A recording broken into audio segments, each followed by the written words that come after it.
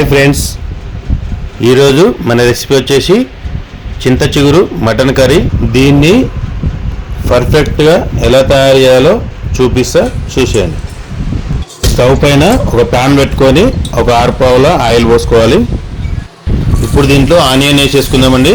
నేనైతే 2 పెద్ద size onions cut చేసుకున్నాను. గోల్డెన్ బ్రౌన్ కలర్ వచ్చే వరకు వేయించుకుందామండి.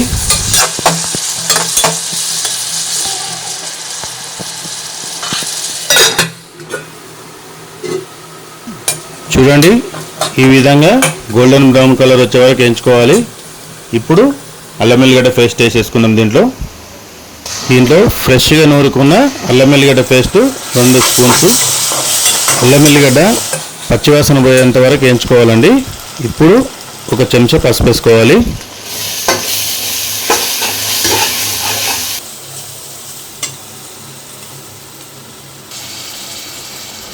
ఇప్పుడు కొత్తిమీర, పుదీనా యాడ్ చేసుకుందాం. దీంట్లో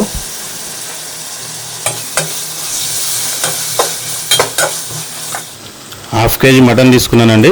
ఇప్పుడు దీంట్లో వేసేసుకుందాం.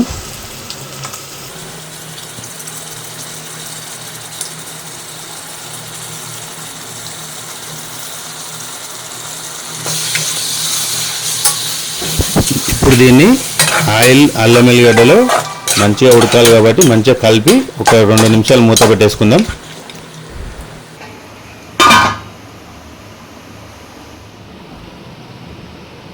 చింత చిగురు ఒక 100 గ్రామ్స్ తీసుకున్నానండి.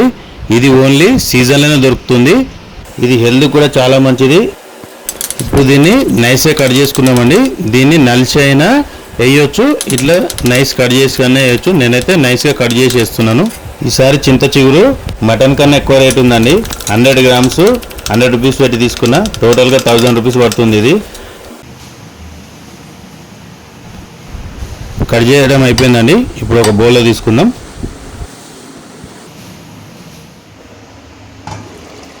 చూడండి, ఇప్పుడైతే అల్లం ఎల్లిగడ్డలో మంచిగా ఉడికింది. ఇప్పుడు ఒక 2 చెంచాల కారం, ఇప్పుడు 2 చెంచాల ఉప్పు, ఇప్పుడు మంచిగా కలిపేసుకోవాలండి. ఇప్పుడు ఒక 5 మినిట్స్ ఉప్పు కారంలో ఉడకనిద్దాం. మూత పెట్టేసుకుందాం.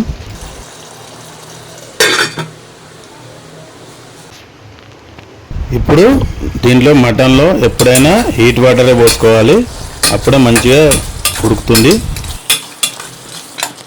ఇప్పుడు కర్రీలో హీట్ వాటర్ పోసుకుందామండి. ప్రతి నాన్ వెజ్ ఐటెంలో కూడా హీట్ వాటర్ పోసుకుంటేనే మంచిగా ఉడుకుతుంది. ఇప్పుడు వాటర్ పోసుకున్నాం కదండి, కలిపేసి ఒక 5 నిమిషాలు మూత పెట్టేసుకుందాం. అలానే మటన్ కాంబినేషన్కి బగారా రైస్ కూడా చేసేసినండి. ఇప్పుడు బగారా అయితే రెడీ అయిపోయిందండి. మటన్ 50% ఉడికిందండి. ఇప్పుడు దీంట్లో చింత చిగురు వేసేసుకుందాం. మటన్లో ఎప్పుడైనా చింత చిగురు 50% ఉడికిన తర్వాత వేయాలండి. ఇప్పుడు మళ్ళీ ఇంకొక 3 నిమిషాలు మూత పెట్టేసుకుందామండి. ఇప్పుడు ఒక 2 చెంచాల ధనియాల పొడి వేసుకోవాలండి.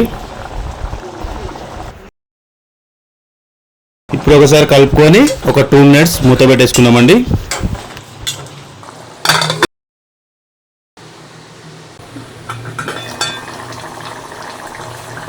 చూడండి, గ్రేవీ కూడా చిక్కగా వచ్చింది. పీసెస్ కూడా మంచిగా ఉడికిపోయాయి. ఇప్పుడు పీసెస్ ఉడికిన తర్వాతనే గరం మసాలా వేసుకోవాలి. ఇప్పుడు ఒక 7 చెంచా గరం మసాలా వేసుకుందామండి.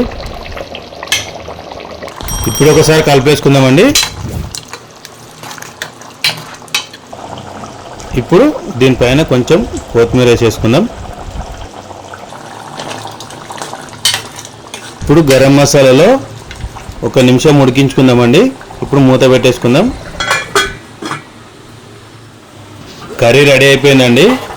మంచి స్మెల్ కూడా వస్తుంది. చింత చిగురు మటన్ కర్రీ రెడీ అయిపోయిందండి. గ్రేవీ కూడా మంచి చిక్కగా మంచిగా వచ్చింది. పీసెస్ కూడా మంచిగా మెత్తగా ఉడికిపోయినాయండి. ఇప్పుడు చింత చిగురు మటన్ కర్రీ రెడీ అయిపోయిందండి. ఇప్పుడు స్టవ్ ఆఫ్ చేసుకుందాం.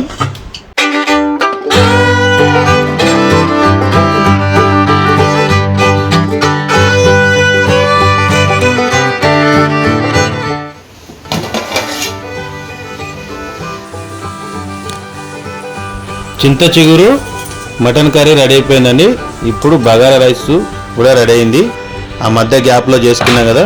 ఇప్పుడు తిని టేస్ట్ ఎలా ఉందో చూద్దాం.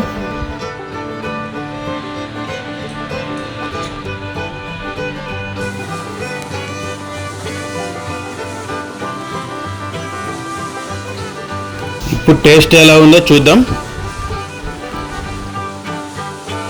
వావ్, చింత చిగురు మటన్ కర్రీ అదిరిపోయిందండి.